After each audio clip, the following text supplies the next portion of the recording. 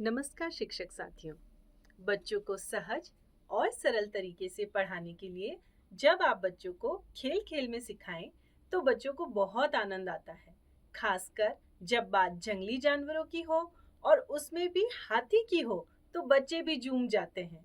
कक्षा 1 पाठ 3 गूम हाथी झूम हाथी को रुचिकर और प्रभावशाली तरीके से और खेल खेल में आनंद लेते हुए कैसे पढ़ाएं, यही सुझाव साझा कर रही हूँ।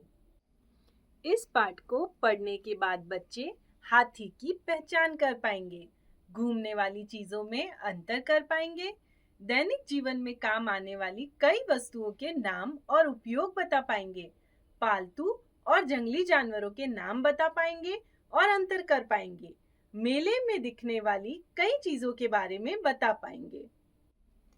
पहले दिन की शुरुआत कविता की पहली 2 पंक्तियां गा के बताएं। बच्चों को भी साथ गाने को कहें। हाथी झूम झूम झूम, हाथी घूम घूम घूम। उनसे पूछें, हाथी कैसा दिखता है? हाथी की सूंड कैसी होती है?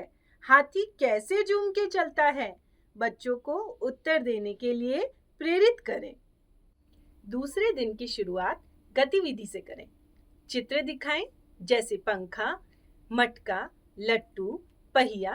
अब प्रश्न पूछें, इनमें से कौन सी वस्तु घूमती है? क्या आपने कभी पहिए को घुमाया है? क्या पंखा घूमता है? अब बच्चों को घूमने वाली 2 वस्तुओं के नाम बताने को कहें। उत्तर देने वाले बच्चे को प्रोत्साहित करें। तीसरे दिन की शुरुआत में बच्चों को रोचक गतिविधि करवाएं।